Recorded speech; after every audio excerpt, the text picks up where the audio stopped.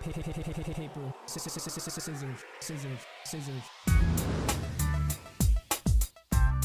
Kryptonite, night.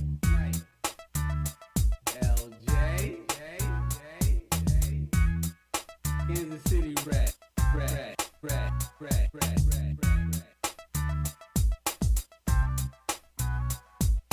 Mike, paper, scissors. Mike, paper, scissors. People, welcome to Mike Paper Scissors, episode 13, season 2. I'm with two of the most opinionated brothers in the country. That's why I got them on here. They got a whole lot of shit to say. My man Brock and Abdur. Yo, what's good? What up? What up? So hey Brock, you Oh ready yeah, to we can unpack? always unpack. All right. All right, so we're gonna talk about the first topic is black on black crime, and that's coming from. I'm reading a book by Tom Burrell called Brainwashed, and it talks about the black inferiority complex and the whole campaign and propaganda behind a lot of stuff that we see every day as black people and don't even realize that we're getting brainwashed. And one of the things he talked about was in one of his chapters was black on black crime, and not from the point of not from the white media's perspective. He brings that up, but he's like unpacking it to a whole nother level, basically saying that it's an issue that we need to address and stop acting like it doesn't exist. What are y'all thoughts on that? Well,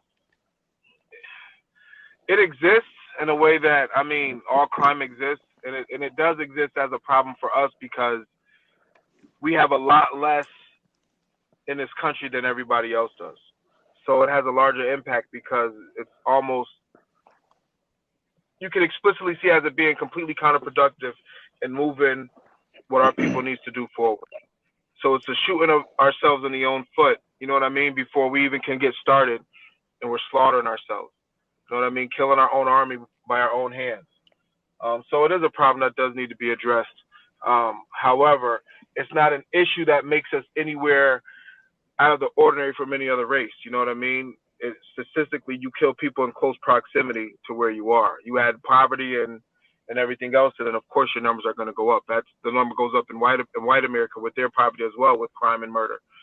So amongst their own. So I think that'll be a place that I would look at and start. You know what I mean, for myself.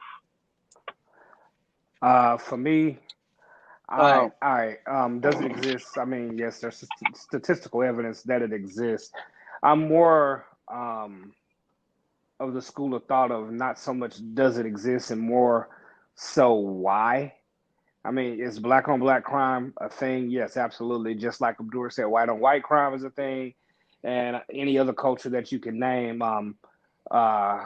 Hispanic on a Hispanic, whatever the case may be, proximity does weigh a lot, but I think that the reason black on black crime becomes a open communicated narrative is because we have part of our collective talking about the importance of the uplifting of black people and us, having some form of equity in this country.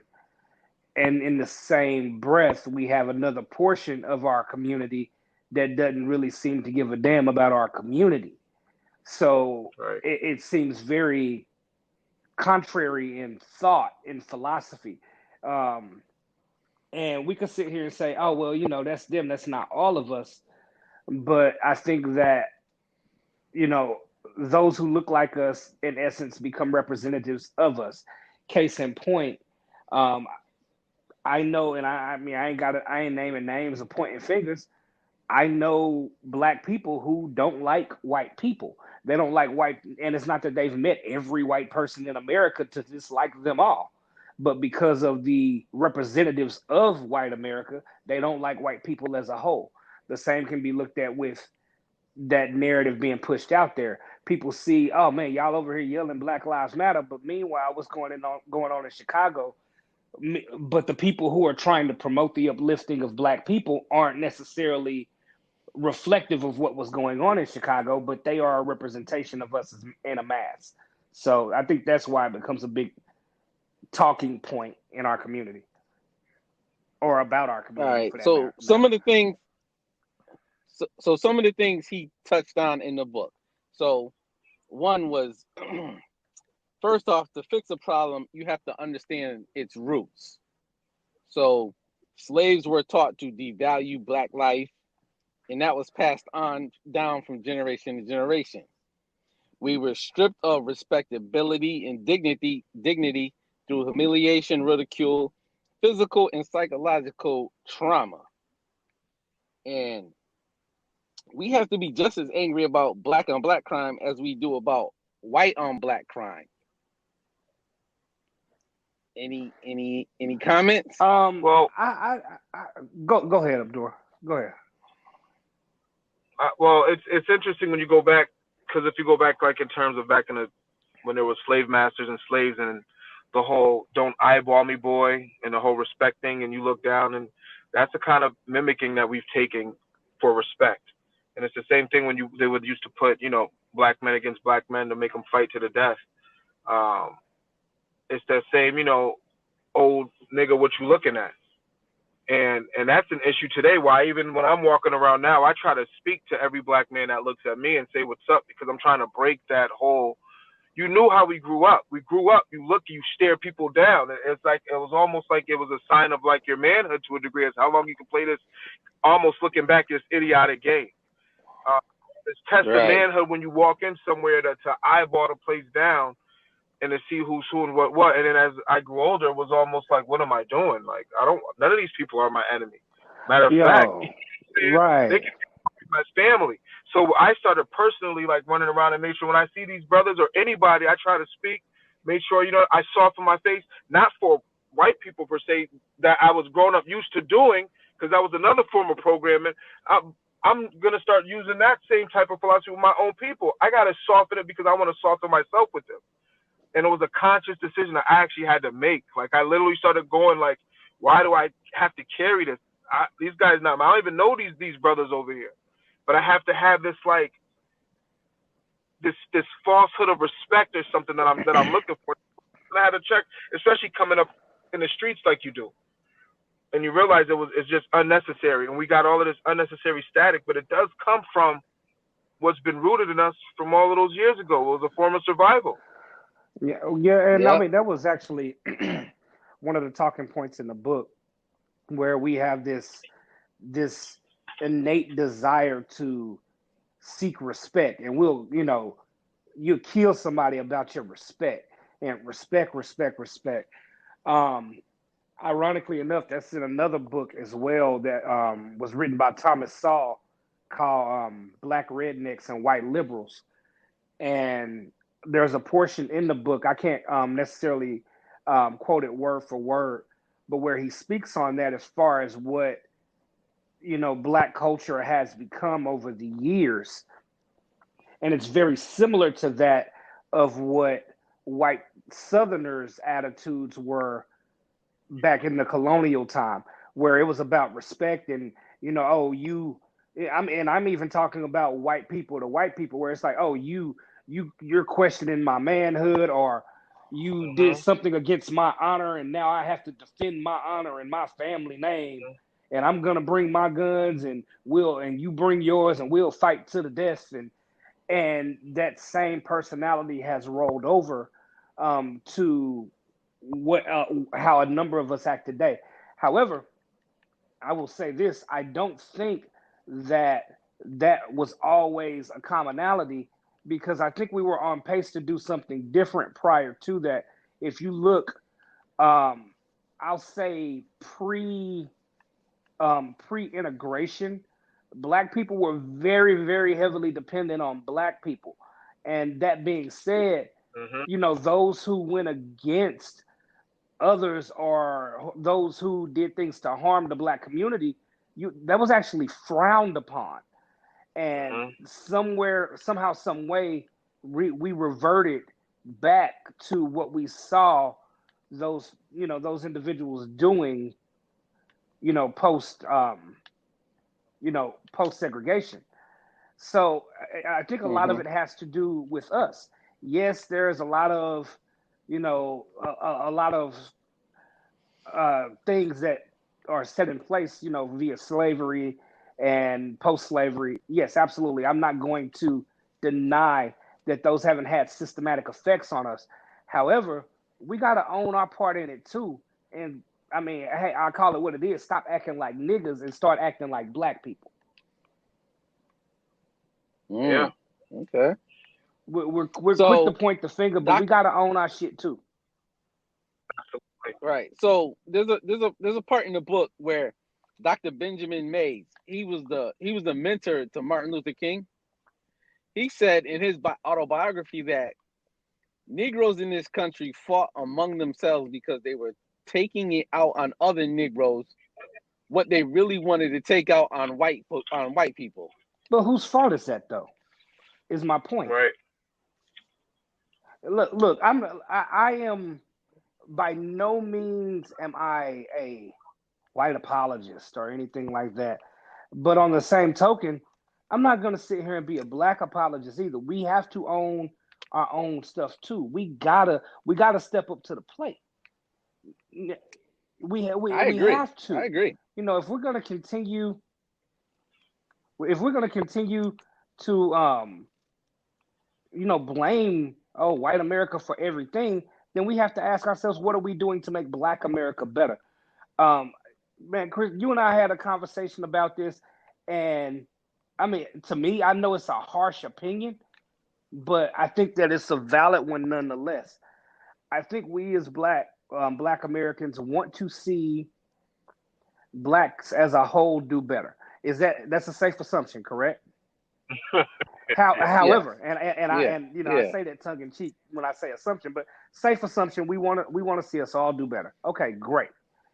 But I think that as a collective, we're unwilling to make the tough decision, which is in essence realizing that some of us gonna get left behind.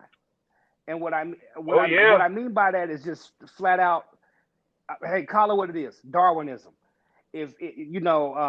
I believe it was Dr. Claude Anderson, who made the statement, if we ever got off our asses and started building black communities and actually pouring into our communities and building a foundation for black group economics, in order for that to sustain itself, we would really have to be willing to turn on our own who aren't adhering to our social standards or our behavior rules. We have to have a code of conduct that we need to follow. And if you don't follow that code of conduct, your ass is out. So if we're trying to build this community, and I've been out in the street. I ain't gonna get into things that I've done in my past. We all have a past, but I could have potentially fallen victim to some of this.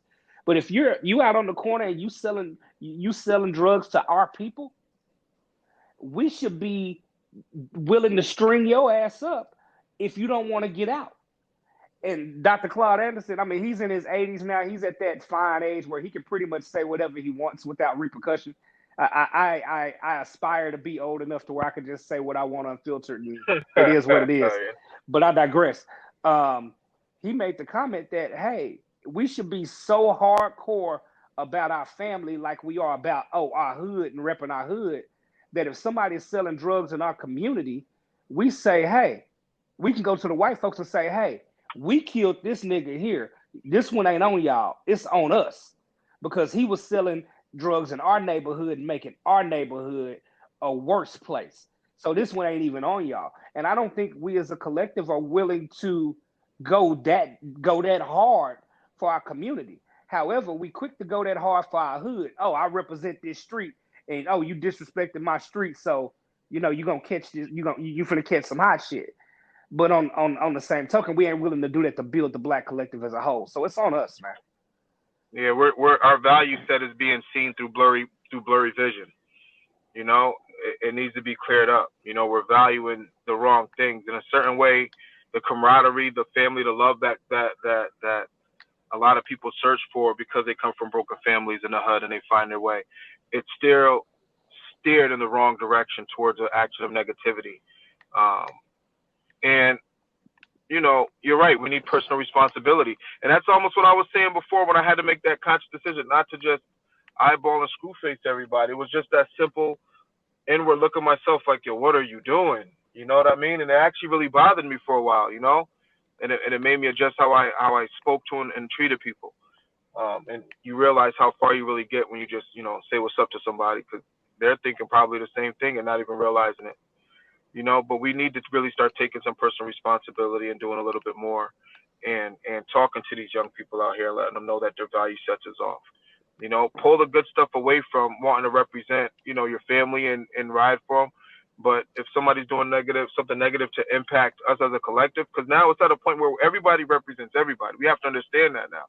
You have to move as a unit. And if everybody's off code, then it doesn't matter how much certain individuals do here and there. We have to really start moving on code. And that's what we don't have. We don't have a collective shield. And that's why our politics is screwed up. It's the same thing. We don't have a collective shield in politics. Everybody's all over the place. Nobody knows what Black America wants. You know what I mean? Besides, you know, criminal justice reform. You know what I mean? And so it's like, it just feels like we need to get a certain shield that we can all stick behind. And when somebody falls off that course, everybody's like, yo, what are you doing? You know, we all have to move and chastise that one person. And it doesn't matter if it's a celebrity, a beloved rap star, you know, one of our favorite reverends on TV. It doesn't matter. I don't care if it's Kanye West. It doesn't matter who it is. If somebody comes off code, they need to be held accountable. And that's where we're at now. It's got to be to a point where we start to have to hold ourselves accountable because we can't ask for nothing and then our house is still burning down. We got to be able to clean our house up and still obtain and gain the things that we need from them. You know, so there has to be personal responsibility with us. It's not just on them. It never has been just on them. Right. Wow. Yeah, I totally agree with you. I mean, we to address black on black crime is holding ourselves accountable. We basically got to police ourselves because if they police us, you know, the propaganda in the media is going to paint a whole different type of story. Right. But the fact of the matter is, bro, I almost can't blame them. You know, a lot of the stuff they say, oh, well, you know, white people do this to look out for white people, so on and so forth. Well, I mean, last time I checked, that's called nepotism. So I would say, no shit, white people look out for white people. You know what I'm saying? But the fact of the matter is, nepotism is not something that's exclusive to white people. Asians follow nepotism practices. Mexican Americans, and if you want to talk, everybody follows it except us.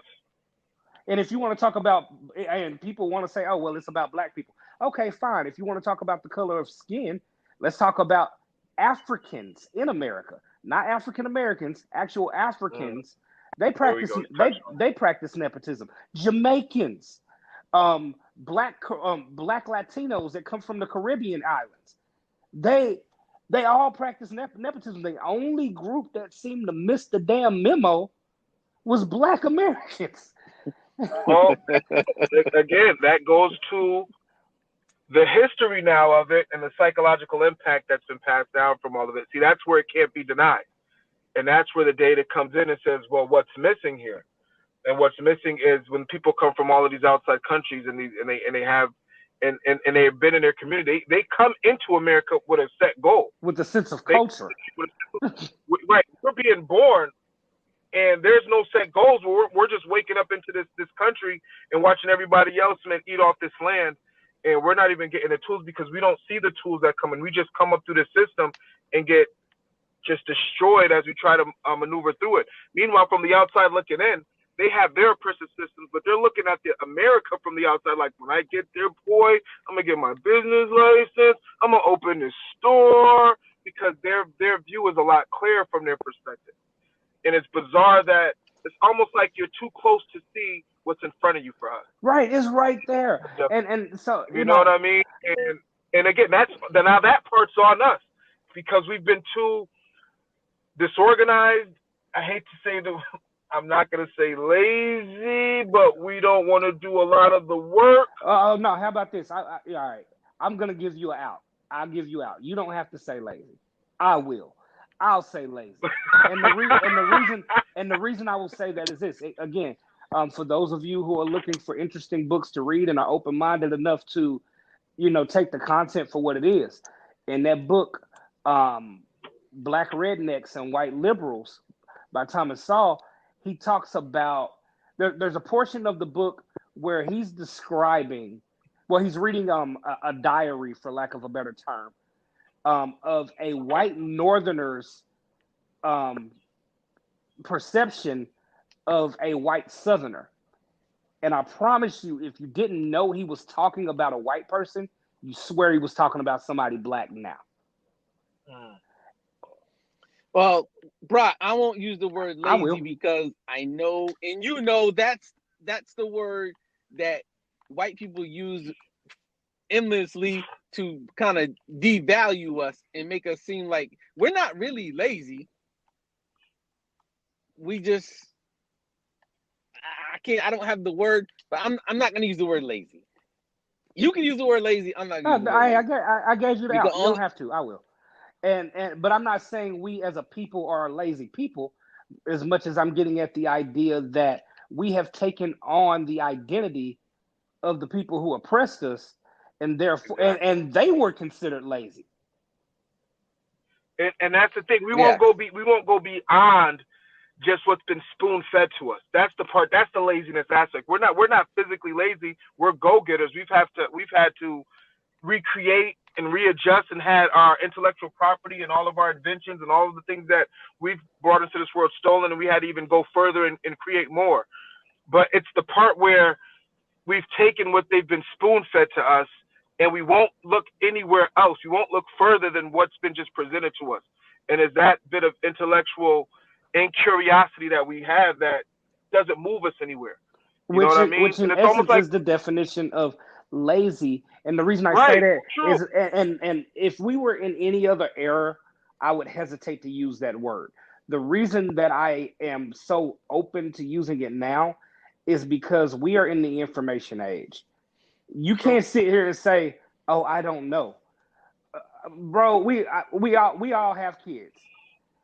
It dumbfounds me when my kids come to be like, "Hey, Dad, I don't know how to do this." Okay, cool. And we're talking about schoolwork. Oh, I don't know how to do this. Okay, cool. We go through the checks and balances. Did you talk to your teacher? Do you have any homework that you may need to look back to? Any notes? But you know what my last question is? Did you look at Google and or YouTube? Because I know when I was getting my bachelor's, I didn't like one of my statistics books. I went to YouTube and watched an hour video on Introduction to Statistics and passed the class based off of a YouTube video. My point is this: we are in an age where information is at your fingertips, and a phone is pretty much surgically attached to you. That's how we carry our phones. So there is no shortage of information. Information is king if you are willing to go get it. And that's why I'm so freely that's why I don't hesitate to use the term lazy. I do feel like we as a collective gotta have some thicker skin when it comes to us looking at us. Oh, we got thick skin. Yeah. We got thick skin when we want to go and talk about the inequality or the way that we as Black people are treated by others. But we tuck tail and run or call people sellouts or whatever we want, or they're just not aware or they ain't woke. When we call us out on our shit, when we call ourselves to the carpet, then we want to, say, oh, no, it can't be us. No, sometimes it is us. And I don't give a damn how wrong you have been done in any situation, be it social equality, be it in love, life, or all that other shit. When you have a relationship, even if you were done wrong, there is some part of the mirror you can look in and say, okay, what part did I play in this? Whether it was lack of paying attention, lack of awareness, there is some part that you have to play. But we are too busy looking. Look, There was some horrible. Can I say something real Go quick? ahead. Just on Go that, ahead, real quick, please. because Because I go the on for relationship days on part is this. right, because what you're saying is something that I've learned being in marriage too myself, and it's like when you have a struggle in a relationship, and then somebody, even if you feel like it was done wrong, but that person still takes an accountability, then there's growth. That relationship grows, and that's how relationships mature. And as I've been getting older, I've realized the more accountability I take, the more our relationship grows and get better. So the thing is that we're lacking is, you're right, the lack of accountability is keeping us from growing. And there has to be a point where we start to point the finger back at ourselves and start to take the responsibility and start to remove these arguments from out of their mouth. Because if we start dropping those statistics on their own, well, guess what? It just removes something from out of their mouth to say about it. So at the end of the day, it could be a strategy that's two-headed. And again, but you're right, we don't want to go beyond what we've been spoon-fed. So we got to just keep pushing. That's what these shows are for. Yeah. So getting to the black on black part of crime. So if we in the hood and Sean shoots Joe and Joe dies, we in the black community act like we don't know what's going on. Like we know what's going on, but we're not holding Joe, we're not holding him accountable for shooting that other man. And then we want to cry and bring flowers and pour out Henny and all that other shit, but we need to hold that man accountable for what he just did. Right. Yeah, but we gotta change that narrative. In the words of Jay-Z, what he say? You respect the nigga that got shot. I respect the shooter. I mean, you know what? How about this? How about I don't respect the shooter who shot another black man, nor do I respect the one who got shot if it was over some dumb shit. If y'all were arguing over some shit that wasn't uplifting us and you put yourself in a situation to get shot, you're just as stupid as the shooter. How about that? We got to make the tough decision to say that some of y'all ain't going to make it. Here's our code of conduct. Adhere to it or keep it fucking stepping. And, I ain't mad at that. And honestly, I hate to use this. Now, this is a term that I do hesitate to use because this is what was done to us for years. But maybe we need to breed some of these motherfuckers out. and that's just being real. I mean, because if we have men like us who are raising our children, and hopefully our children will continue that line of thinking where we're uplifting our people and so on and so forth. On the opposite side of town, you got somebody breeding the opposite mindset. Oh, nah, we dope boys over here. We respect the shooter. We ain't gonna let nobody disrespect me. Da da da da da. You got somebody breeding that too. So maybe we need to breed that shit out.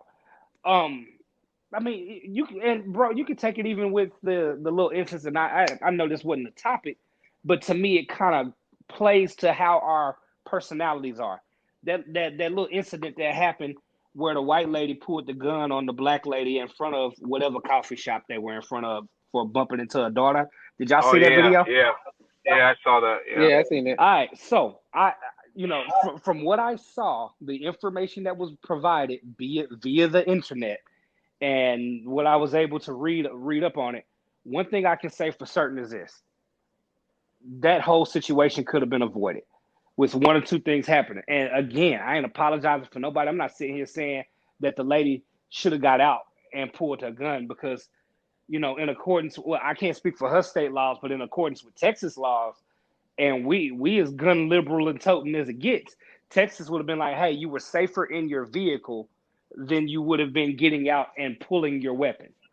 But it didn't even have to get that far. The lady, let's say the lady did bump into the daughter and didn't apologize to the 15-year-old. You addressed it. The lady obviously either A, didn't think she did anything, or B, wasn't willing to apologize.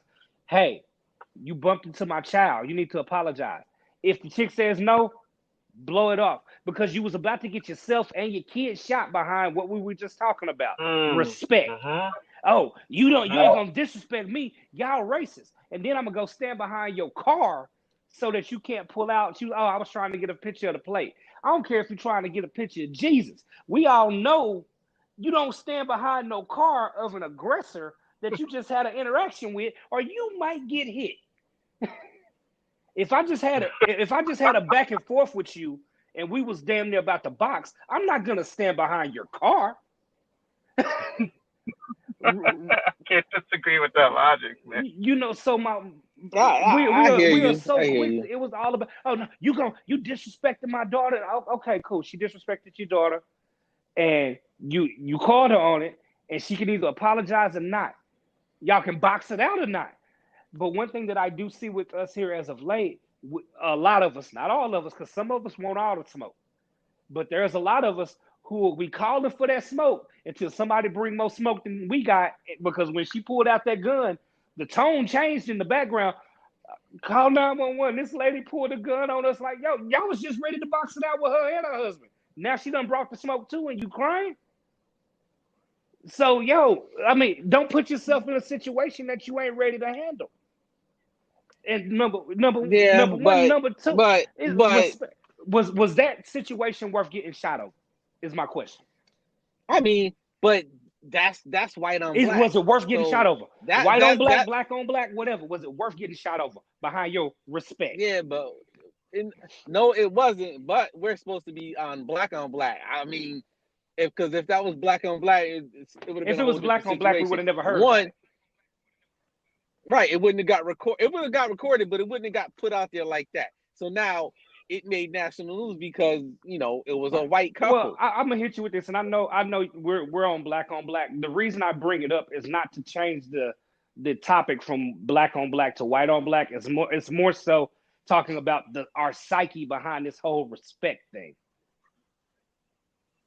because No, I understand where you're coming from. that leads a lot into what Yeah. happens with the black on black issues. It's respect. You disrespected me. You disrespected my hood. You disrespected my new J's because you accidentally stepped on them, and now I gotta kill you.